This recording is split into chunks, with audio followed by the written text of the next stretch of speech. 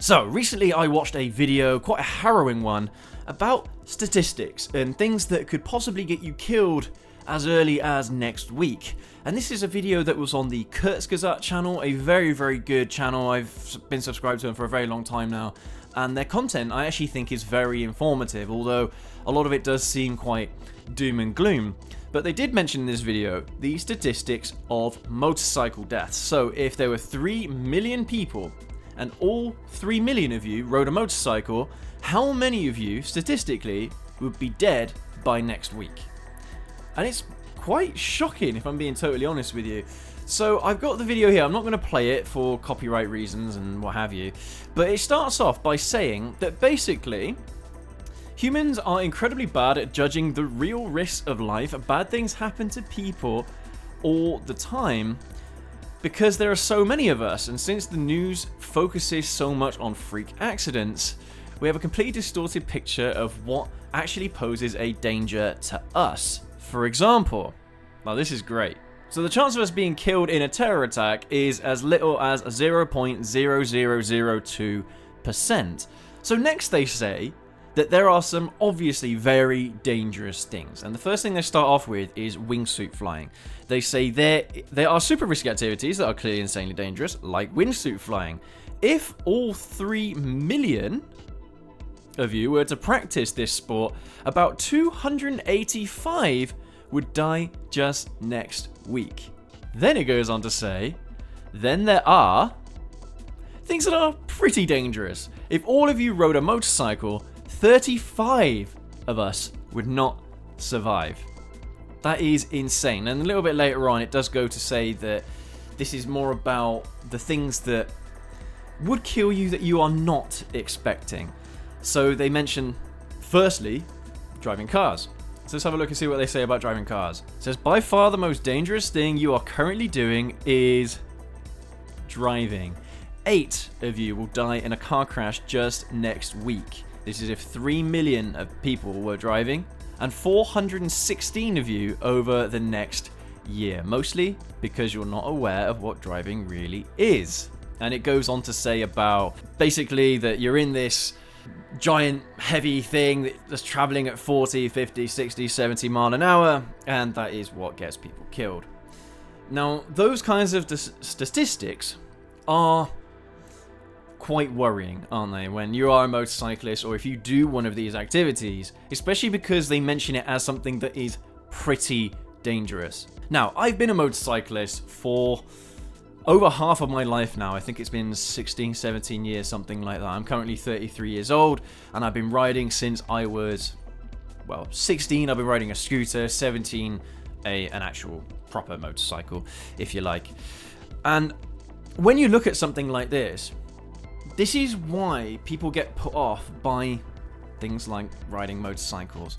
And as much as I accept that these statistics are correct, I do think they're a little bit misleading. Like, for example, so they say 3 million people is the sample size, but that's not broken down into representative portions of the population. So, for example, did you know that right now here in the UK, there are approximately 3.6 million motorcyclists? It says there could be more than. So let's say under 4 million motorcyclists. I think the population of the UK right now is under 70 million. So that's in the region of, 5% of people? 6% of people ride a motorcycle?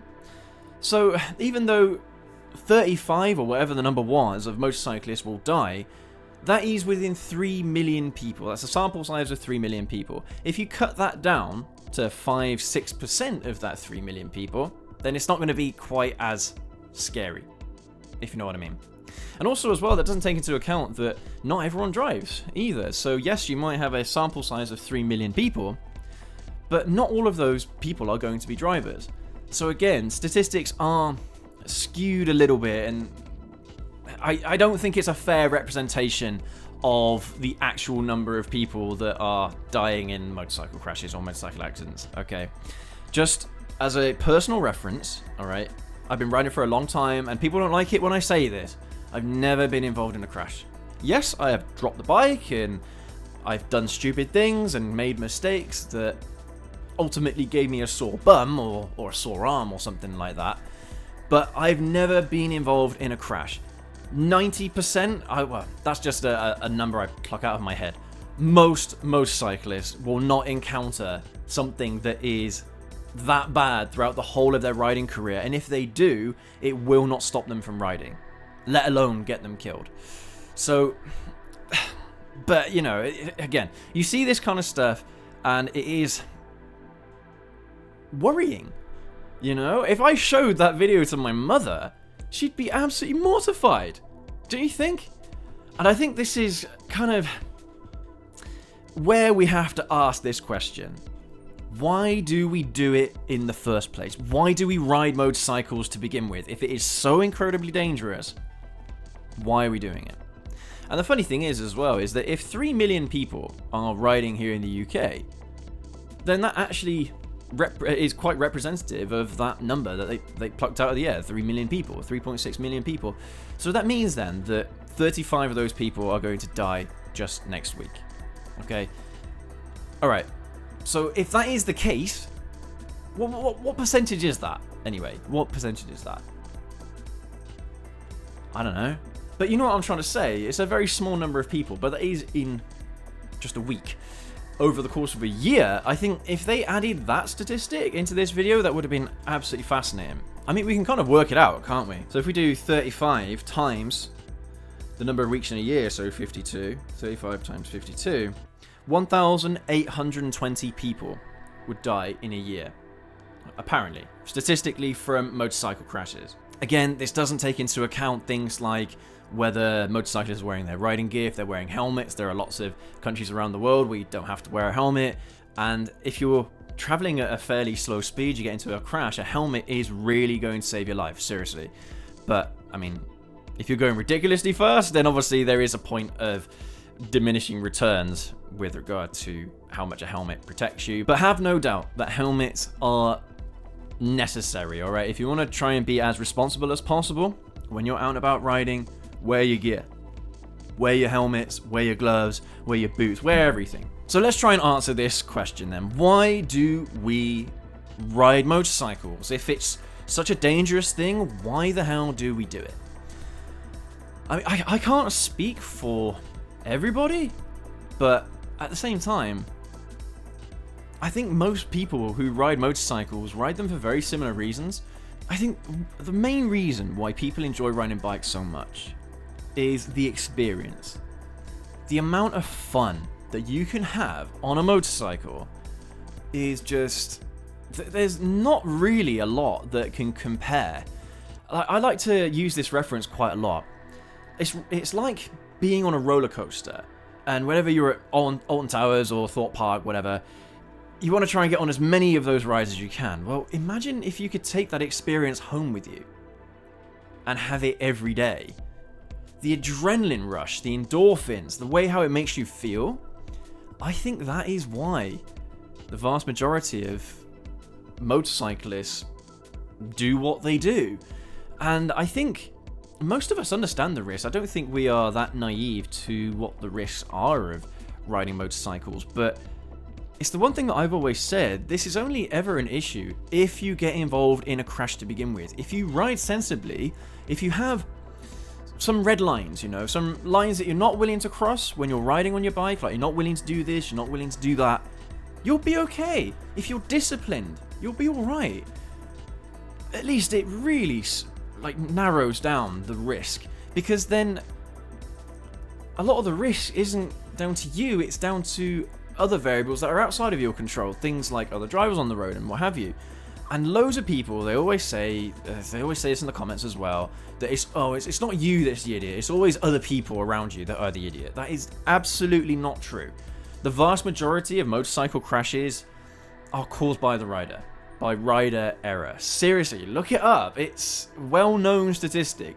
And even so, even if there is something that's outside of your control that could cause a crash, there are lots of things that are inside of your control that could help you either avoid the crash to begin with, or at least minimize the damage. It all comes down to the actions that you take or the precautions that you've taken beforehand. A lot of it comes down to you as the rider, guys, okay? Please take responsibility for your own riding. Like, for example, if you like to ride a little bit faster, great. Do it at the right times, though. Do it when you're just going in straight lines, you've got a clear line of sight, there's no speed cameras and things like that around to catch you. Go ahead, have as much fun as you like. But if there's lots of bends, if there are roads that you are not familiar with, if you think that the road condition isn't that great, then don't go quickly. It might sound like common sense, but unfortunately, the experience of riding a motorcycle, I do suspect, can take over sometimes. People that are riding them, they don't want the fun to stop, so they continue riding hard. They continue riding with adrenaline and with those endorphins because they're feeling so high on life. It is a drug. Riding a motorcycle is like a drug. It can make you so happy, but it's at those points is when you're potentially at most danger. So, as I said, just be disciplined. Have fun when you know it is safe to have fun. Or at least you can hedge your bets. You know, going around bends very fast is a pretty surefire way of one day either veering off the road, losing control, going into oncoming traffic, depending on which way the bend is going. It's just, you know, little things like that. If you can control that attitude, is that the right word? Emotion. If you can control that part of the riding, again, you're hedging your bets. You're making your riding so much safer. So much safer than what videos like this are trying to tell you. Yeah, close calls are one of those things that happen. Close calls. I think we've discussed this before. Close calls are what happens when you are aware of what's going on, you take corrective action. Okay? When there's something that is potentially outside of your control that impacts your direction of riding or impacts your riding in general, the actions you take after that moment or before that moment what create a close call. Okay, so instead of it being a crash, it's a close call. That means you've done the right thing. You got out of there scot-free. You've done the right thing. A close call is a good thing. A very good thing. Because close calls are going to happen. But they are the difference between you crashing and dying and surviving. And again, I use that word surviving. That's a very harsh word to use in this instance. You don't survive on a motorcycle, you enjoy it. Simple as that. Okay? But, you know, people always do... People say... What am I trying to say? There is that saying, the closer you are to death, the more alive you are feeling. I don't think that applies to riding motorcycles, but for some people that don't understand why, I think it's quite a good way of explaining why we ride motorcycles. Because they're fun. Simple as that. They are a hell of a lot of fun, and you want to keep doing it. It's one of those experiences that you want to continue pursuing because you enjoy it so much, despite the risks. But there you have it, everybody. I hope you've enjoyed this little look at why we ride motorcycles and why people think it's so dangerous and why we do it anyway. And definitely go and check out Kurzgesagt. It's a fantastic channel. There's loads of really informative videos on there, and they're all really professionally made. They all have references as well to the source material, things like that. So whenever I watch a Kurzgesagt video, I believe it. Because a lot of the time, most of the time, it's factually correct. They do, I think, every once in a while have like a philosophical spin on certain things. Like I remember there was a video they did recently about why smoking is awesome. And it wasn't actually about why smoking is awesome, but it's a really interesting video because it talks about the positive sides of smoking in terms of how it makes you feel and things like that. And again, why people smoke to begin with is a very similar kind of thing, although there's no guarantee of you getting cancer from riding motorcycles, you know what I mean. But yeah, there's lots of fantastic videos on there, so definitely go and check them out. But of course, definitely leave a like for this video, hit subscribe for this video if you want to see more content like this, if you want to see more kind of philosophical stuff, I suppose you could say, then leave that like, hit that subscribe button, and that notification bell. And you guys let me know what you think down in the comment section below.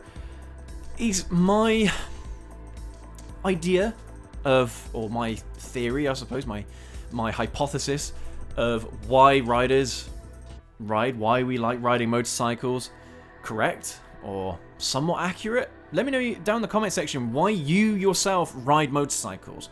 It could be for totally practical reasons, like it just helps you get to work quicker, or it helps you get from A to B quicker, so there's lots of practical benefits to riding motorcycles as well, which we haven't really touched upon in today's video. But let me know if that is one of the reasons down in the comment section. I know it has been for me on a number of occasions. But thanks again, everybody. Take care. Ride safe. We'll catch you all in the next video. Have a good one.